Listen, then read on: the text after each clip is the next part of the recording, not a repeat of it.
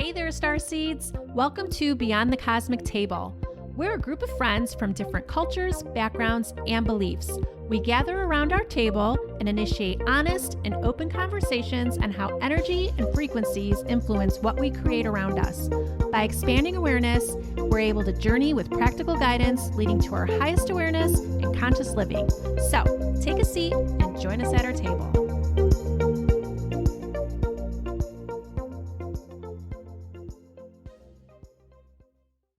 Today's episode focuses on relationships.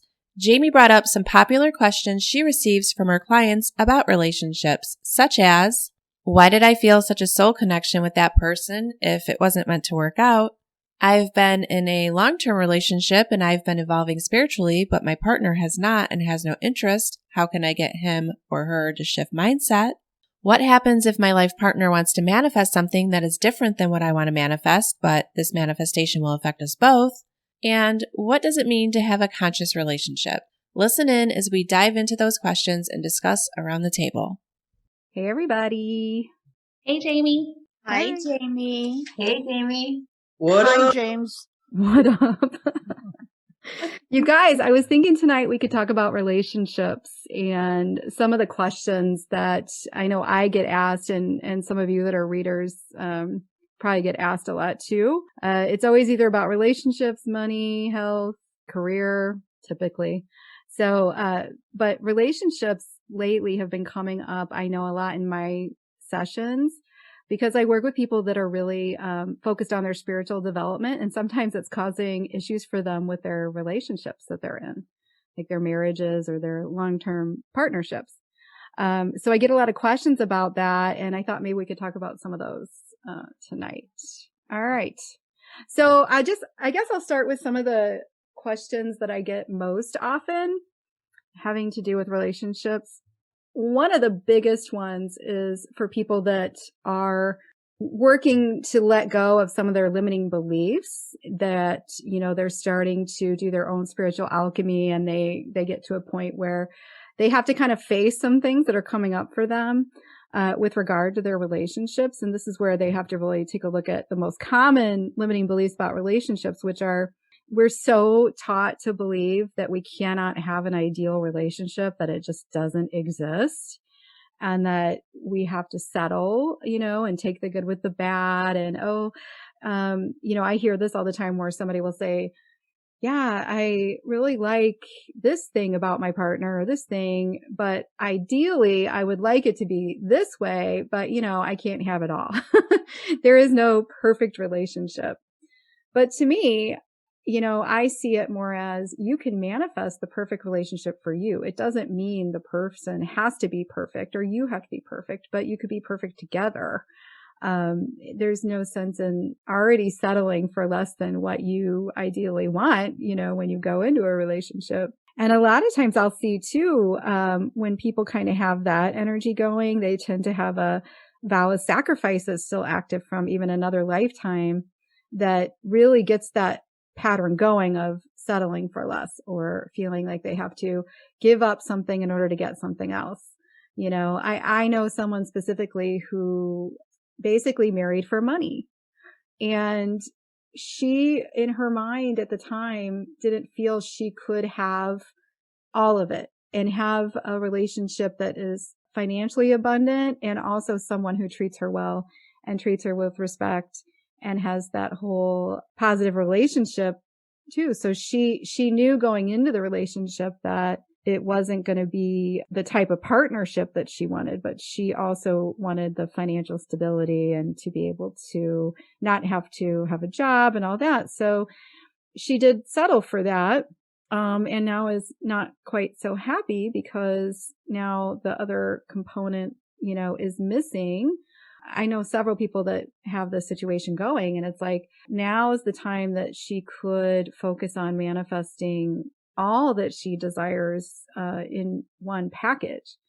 So do you guys know people that you know that have relationships that kind of did that same thing, not just for money, but for, you know, other reasons, settled for less than what they wanted? Yeah, I hear that all the time from friends. Nobody's perfect.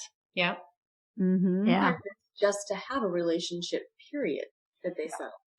And another thing too is, so many of us in the spiritual community are focused on the positive in people all the time.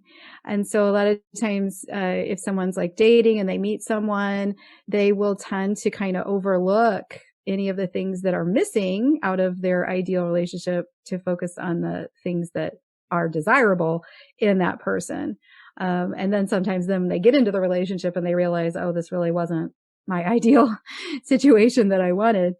So those are all kind of things in the beginning that we have to really take a look at.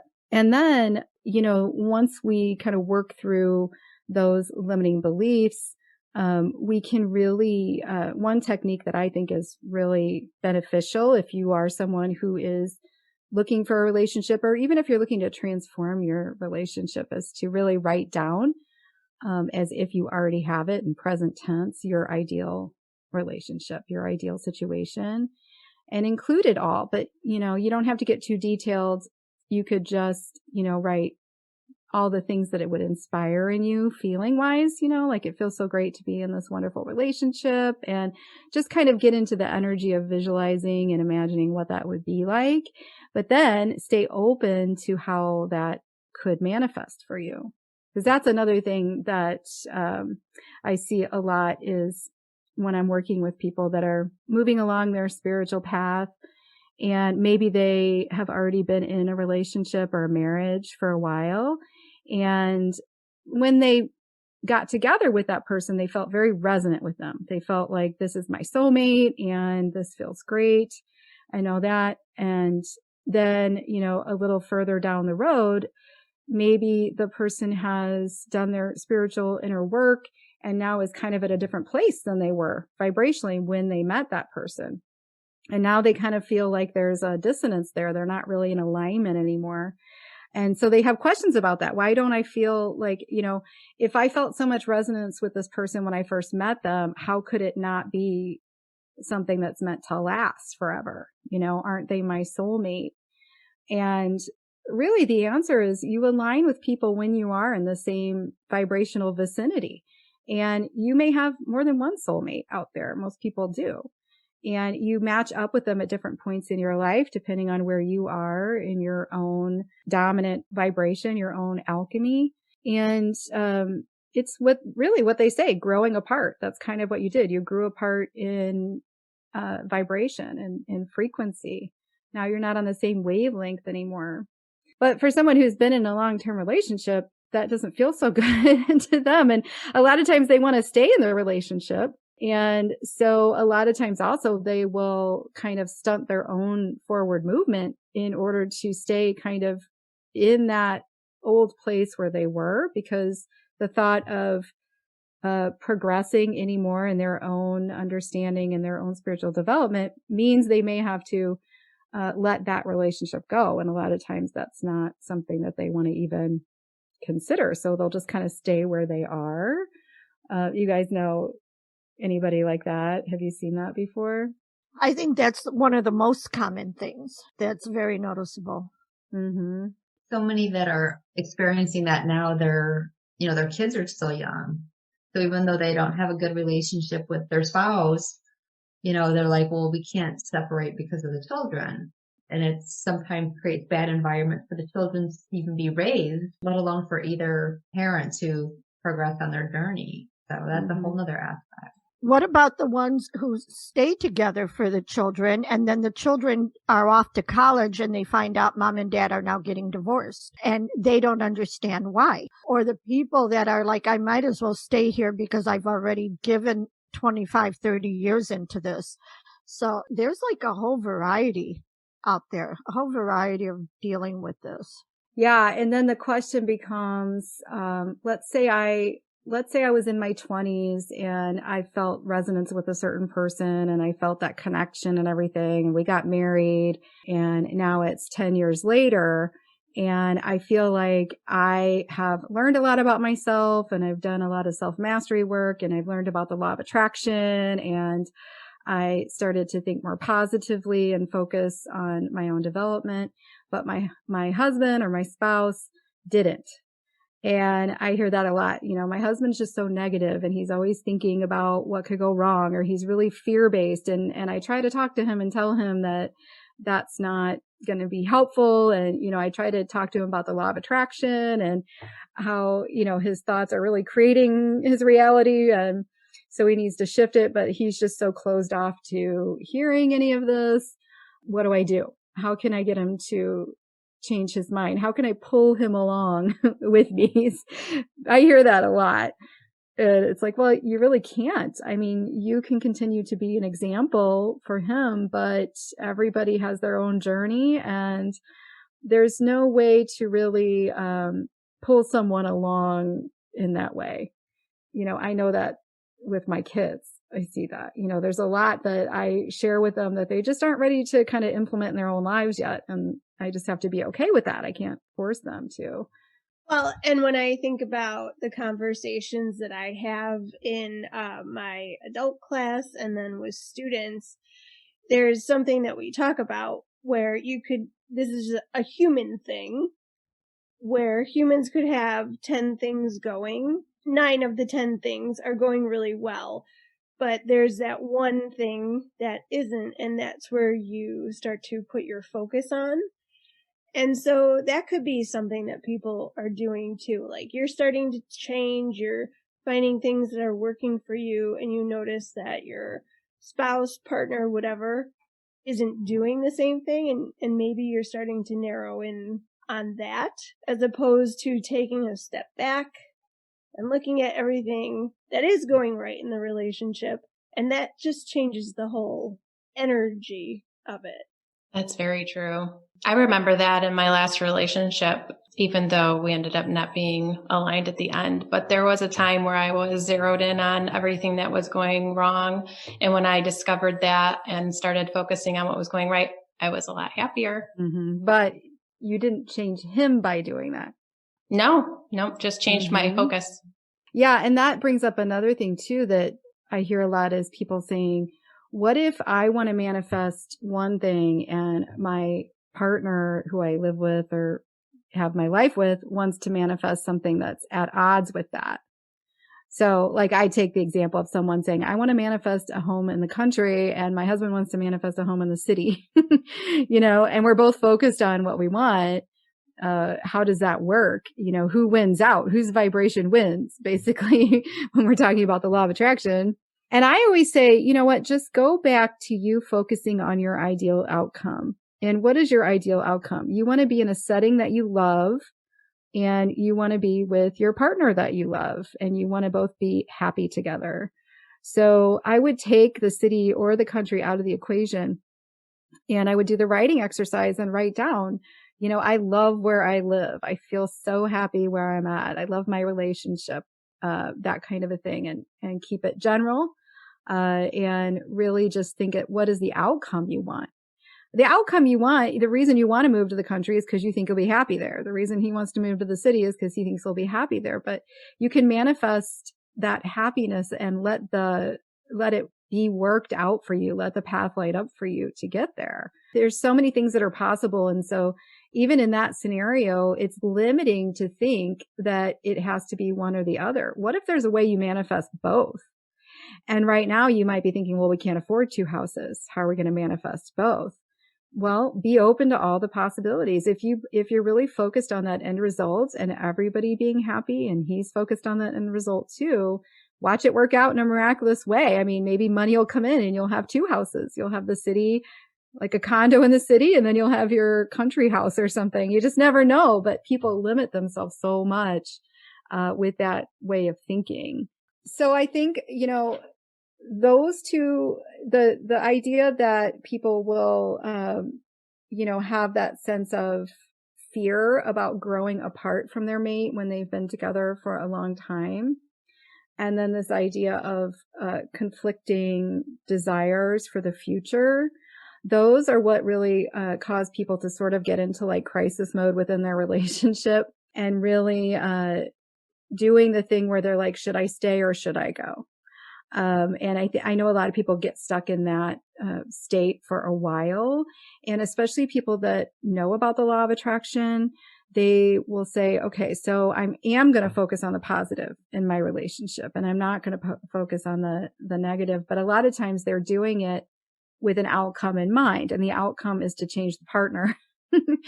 And a conscious relationship, being conscious in a relationship means that you are always aware that the relationship is a mirror and your partner is a mirror for what's going on in your inner world. And that's all you have the ability to change. Yeah, I totally agree with that. And even like for my friends too, like their biggest question is like my single friends, like when they meet somebody, they're like, oh, I wonder if he's the one. You know, they're happy in their relationship. They're exclusive in their relationship, but they are so focused or intent on, oh my gosh, is he the one? Is he my soulmate? Right? And it's funny because like I met whom I consider my soulmate. I met my soulmate really, really young, and I just had a knowing that he was the one. And this whole time, you know, it's, you know, you label it soulmates, but it was really at the point when we both realized, and I realized that, you know what, as long as this relationship is for my highest good, then I'm in this all the way, no matter how long that is. If that's only for another year, or if that's only for another 5 years, or only for another 2 weeks, as long as it's for my highest good, I'm in. That's a great perspective, I think. But that says you don't have the attachment to the outcome. You're in the moment. You're in the present moment in your relationship, which is really kind of the ideal situation. But, you know, when most people don't think that way also, especially if they're buying a house together and they're having kids together, they kind of want to look into the future, right? And see the whole picture. And it's a little bit harder, I think, for them to live in the moment. But I think anything can shift when you are good at, you know, imagining your ideal outcome and really focusing your energy there and not contradicting it with a lot of resistant thoughts and energy too. So, you know, like I know in my case, in my last marriage, I, you know, for a long time wasn't happy, and I kept trying to change things within the marriage to try to make it be a better situation, and it just really wasn't working. And so I did that writing technique, and I just started spending time imagining my ideal relationship, but I took him out of the equation altogether. And I just said, either I know this is going to manifest for me, this ideal situation.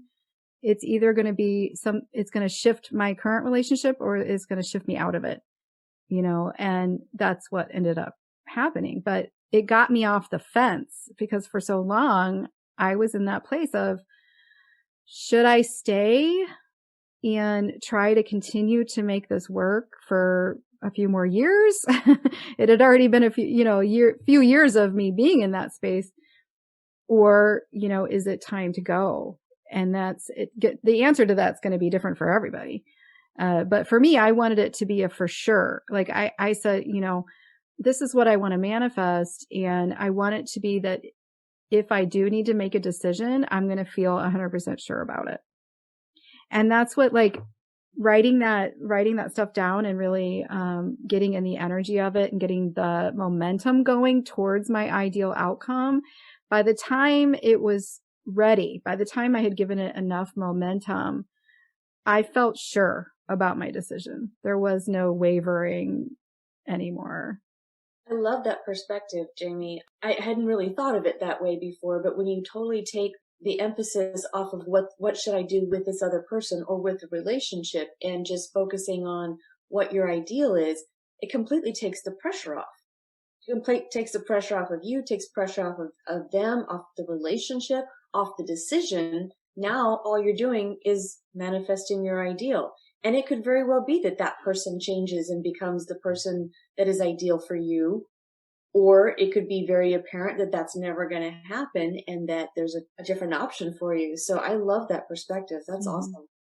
Or if we want to take this even deeper, we could say if we think about timelines and how our choices shift us into different future timelines or into different timelines of existence, there could be a version of you living in a relationship with that same person, but the relationship is different. And maybe when you line up the energy for yourself through, imagining and focusing on the feelings you want to have and getting momentum going there, maybe you shift into a different timeline.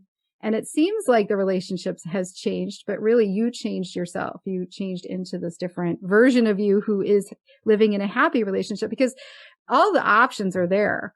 If you're on a timeline right now where you're in a relationship and it's heading towards divorce and you shift the energy, you could shift into another timeline where you're still married to that same person, only it's a much happier situation and it's headed in a different direction. And then there's another timeline where you're not with that person at all because you never got married to them. Maybe you're with somebody else. So there's all these different versions of you in these different timelines. And they just split off based on the life choices that you make. You know how you ever look back at your life and say, had I not made that one choice, I never would have met this person. I never would have ended up here. And then that set me on a whole new trajectory. Well, that's what a timeline shift is. Amy, the same thing is like, just to piggyback onto what you were saying, take it from the beginning. I know in a couple of my long-term relationships, I had to think back, who was I when I came into the relationship? And if you're somebody who was going through a hard time in your life, and now you brought in a rescuer, and now you no longer need rescuing, what is this person's role? They don't know what to do with you. You no longer needed what they came in to do. So those are some of the things, yes, you can wait to see if somebody changes, because we all go through our hard times in a relationship, and it might swing back around even stronger. Even going through a divorce, you can come back around. How many divorces have we heard come back around and they're even stronger than the first time around? But you gotta be willing to see who you are in it, and what you're working on. And like you said, take the other person out of the equation. Mm-hmm. Makes it so much easier.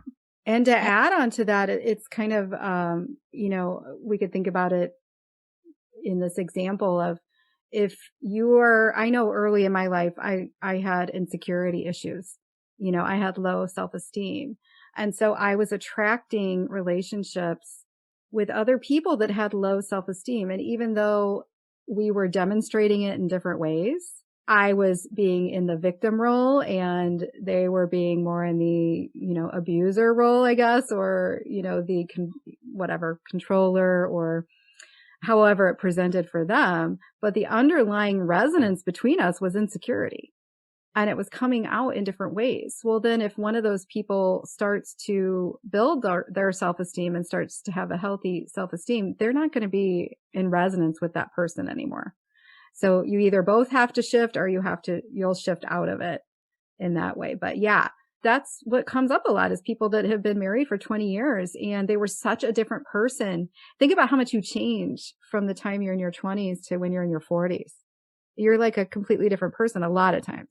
I think most people change a lot, but they're still with the person they were with when they were 20.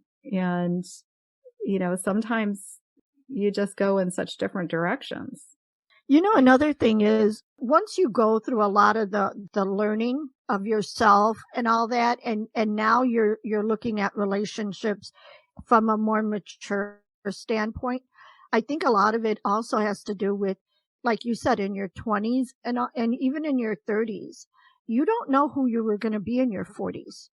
You don't know what your needs were going to be and what the important things in your life were going to be. You're looking at just your situation and sometimes a fantasy.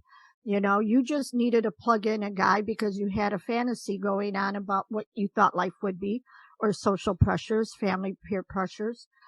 All of those things work through. How do your clients because my clients don't take this really well at all when I explain it. So how do your clients handle, when you're saying, what, I had a client who kept saying, I just want to be happy. And I'm like, you're going to be happy. I just want to be happy. And then she came back and yelled at me because she got a divorce. And I'm like, you said you wanted to be happy and eventually you will be happy. So how do you deliver that to make it sound less painful or less scary? Well, I think, with my clients, typically, most of my clients are pretty far on their spiritual development path, meaning they've already done a lot of inner work and they've already become pretty self-aware, I guess. And so they tend to already understand that they do manifest their realities and that they need to do inner work in order to see change in their outer experience and stuff like that. So that makes it a little bit easier because they definitely have that basis that we could talk about from there. And they understand energy and they understand frequency and how like attracts like. And, they kind of get all that already. So I don't have too many conversations where there's a whole lot of resistance to this kind of information being shared with them. But, like I said, I think most, when I say to get people to focus on that ideal situation and just leave all the details out for now. And it really brings clarity, I think, because when we're trying to figure it out for ourselves, that's when things get complicated and because we don't know the answers. But if we can just focus on the end result we want, the happiness that we want, and really be open to all the ways it can come, that's when you're really going to experience it. Because you're not limiting yourself with these different attachments to different outcomes. Like it has to be with this person. In my 20s, I wanted to, my mid 20s, I was dating someone for quite a while and I wanted to get married. And he just wasn't at that point yet in his life where he wanted to get married. And that's what I wanted. I want to get married. I want to have a family. I want to have kids. And he just wasn't there yet. And this was such a source of unhappiness for me at the time because I wasn't empowered myself back then. And so I was like trying to force it to happen with him and not realizing the whole time there were other paths that were lighting up for me that would have ended in the result that I wanted. But I was limiting it by focusing on the attachment that it had to be him. And when I let go of that attachment, then everything changed and things manifested pretty quickly after that. How did you learn to let go of that attachment?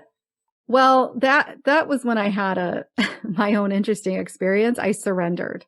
That's the major thing I think is there needs to be an element of having the realization that the source of your pain and discomfort is you're forcing something to happen that isn't in alignment for you, and that's what shifted.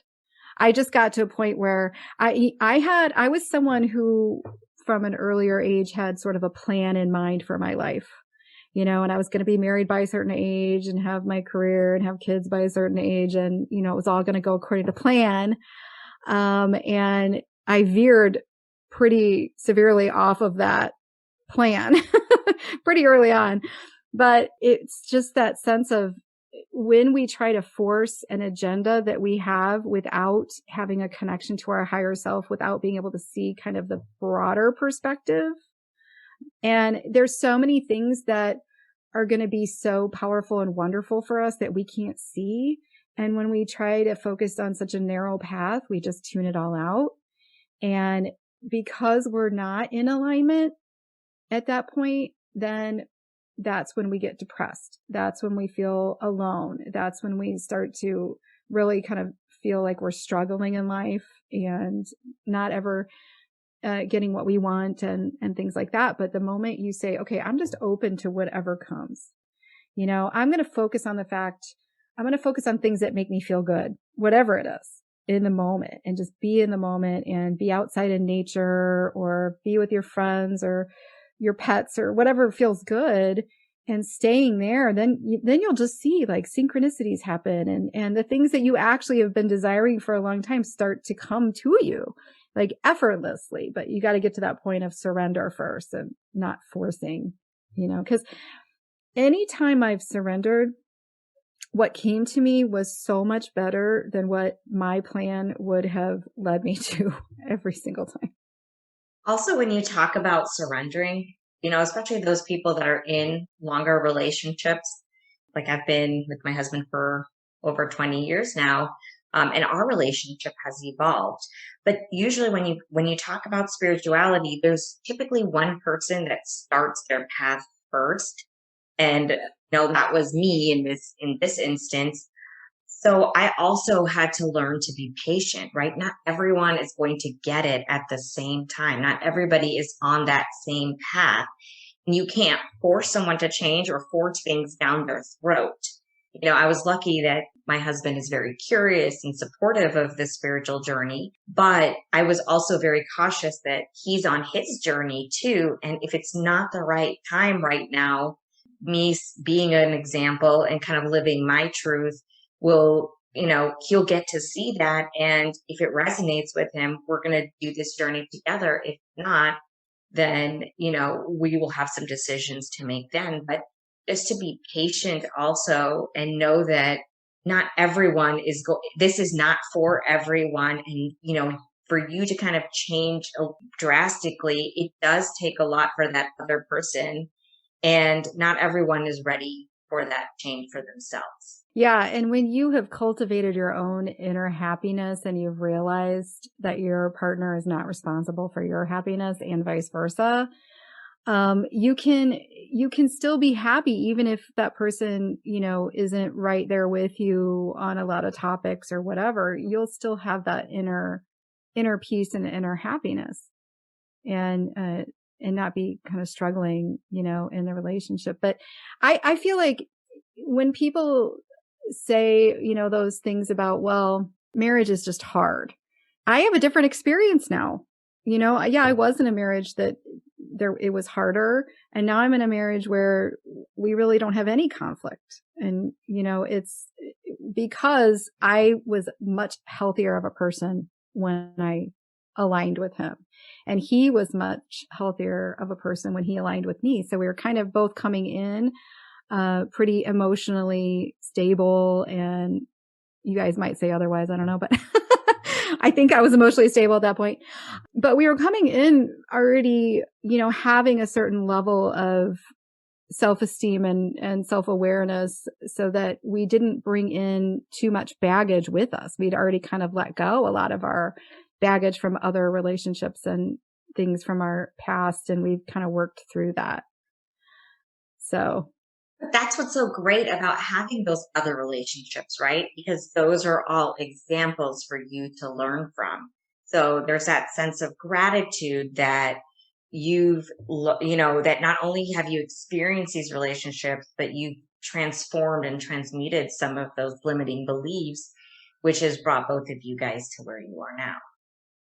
Oh yeah. Like all the difficult relationships is what pointed me to the direction of what I needed to heal in myself. And if I hadn't had those relationships, and I do feel like with a lot of light workers and starseeds, we don't necessarily choose, lifetimes that are super easy with no conflict at all or no issues. And I think the reason for that is because we wanted to have something that would be enough to get us searching and get us remembering why we're here and awakening and having that awakening moment. And I think if things are just smooth, you wouldn't have that search for something more. You wouldn't say, I want something better than this. So I want to explore it and understand it and learn about the law of attraction and all those things, and so some of that moments that are more difficult are what really propel you on your journey. Because the greatest relationship you have is with yourself. That's so true. A little cheesy, but it's true. It is true. Call me a cheese ball, that's fine. Hopeless romantic. No, I think you hit a very good point. Just listening to everybody's stories and everything, the same thing is going through a marriage, 12 years, is this right for me? Do I stay? Am I overthinking it? What's my worth? Do you grow? Do you stay? Do you try to fix it? Does love conquer all type thing? And, what's my lesson here in hindsight, being in the dating world again and knowing that I'm no longer the person that's either the victim or the person that's being saved. And in that 12-year marriage, it was, you're not the same girl I married. You're different. But I'm no longer the person that was, needing that knight in shining armor to come save the day. And I'm no longer comfortable with, being put on a shelf. So as I evolved and grew, things changed. And then fast forward to dating, it's like dating yourself, so I don't need another soul to complete me. I don't necessarily need to find my soulmate at this time, but I just want to get in a place where I'm comfortable with myself and what are, the things that I need, and going through my spiritual development and what things I needed to transmute and accept and forgive gave me a whole new perspective in the dating world and what I'm allowing to come forward, and being able to accept the good things of the now and not is he Mr. Right, or, are we going to work together, or is he going to this X, Y, and Z? And it's been a great experience so far. I mean, I must say I'm definitely looking at things in a whole new perspective, from a whole new, I guess, the film has been lifted off the glasses with a lot of those things that I had to experience. So I think you definitely nailed it, when you said, when you said that, because it is dating myself. It's really understanding me before I let someone, get that close to where we're growing and learning together and make that next step together. Mm-hmm. And I think this is, I guess, a little bit of a right turn, but one thing that I noticed too is, as a society, we really, really respect when people have stayed married for 75 years. And there's a lot to that. If they stayed married 75 years because they were in love and had a healthy relationship and they felt aligned and all that, that's great. But a lot of people stayed together because, particularly the female in the couple, had no way of making a living for herself or supporting herself. And so a lot of times they stayed.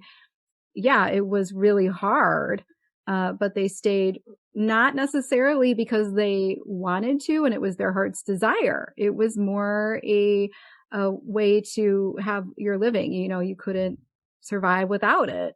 And I think I've gone into it not taking marriage lightly, but also understanding that there is no shame in moving on from a relationship if you have done your inner work and focused on learning whatever you can from it about yourself and all that. But if it's just not resonant with you anymore, there's no shame in, allowing yourself to move on and move into something new if you're at that place. Absolutely. I think it gets romanticized, and not understanding the generations that we're romanticizing about our grandparents, and they were together X amount of years. But, women didn't have voting rights. Women couldn't own property. It was just a lot of things that were happening in those past generations that we just romanticize and forget there's really more to it than meets the eye. And it really continues to promote that idea that you have to work hard at this marriage.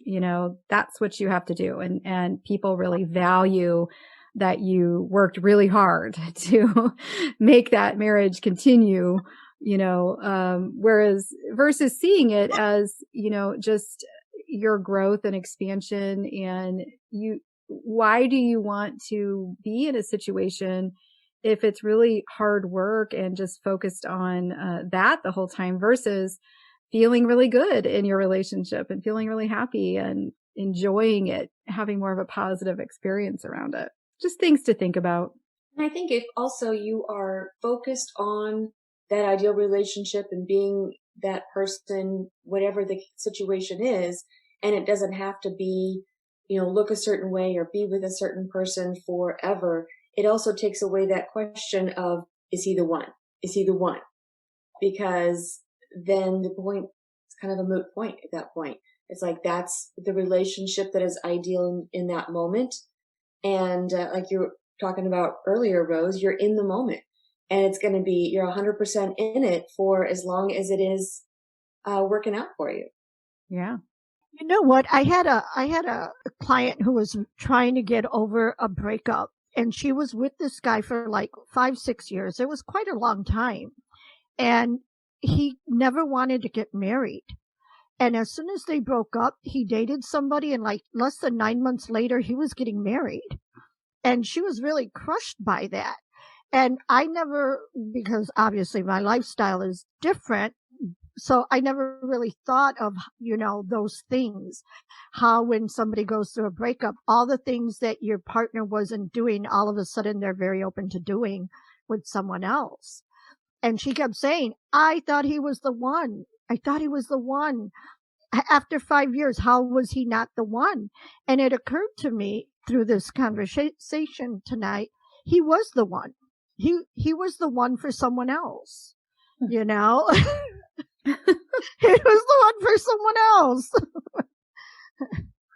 You know what I think about as a single woman? It goes back to like attracts like. You're not going to find someone that's perfect for you if you're not demonstrating that yourself. So if you want somebody that has A, B, C, and D, you have to have A, B, C, and D as well. Right on. 100%. Right on, sister. That's such a good point that you just made, because like attracts like. You're not going to be someone who has low self-esteem and insecurities and attracts someone who has healthy self-esteem, and is secure with themselves. You're just not going to. So basically the old saying, opposites attract is no longer. It's an you old want saying. Exactly. You want the opposite is like attracts like.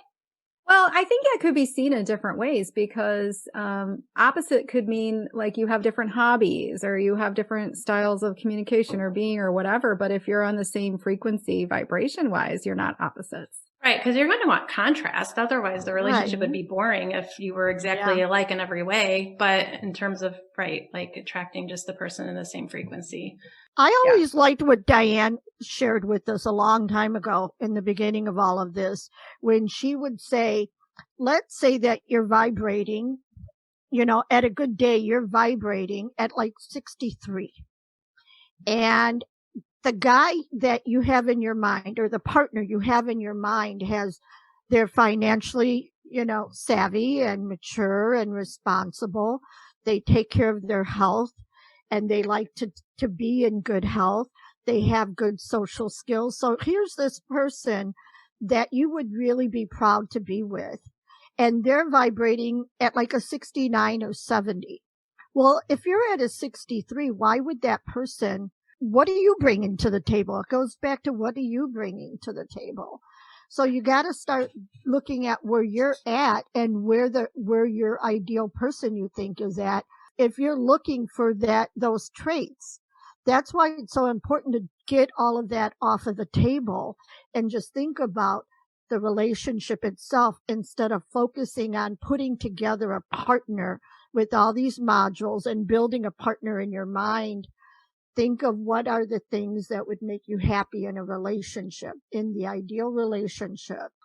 Good stuff.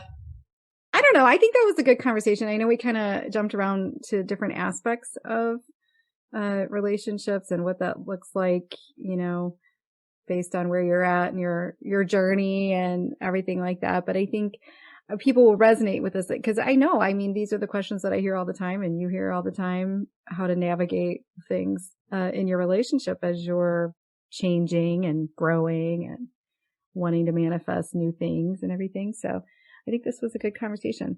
Yep, I agree. All right, you guys. All right, thanks. Great talking Thanks to you guys. Bye. Thank you. Bye. We hope you enjoyed that discussion, as relationships are typically at the forefront for most.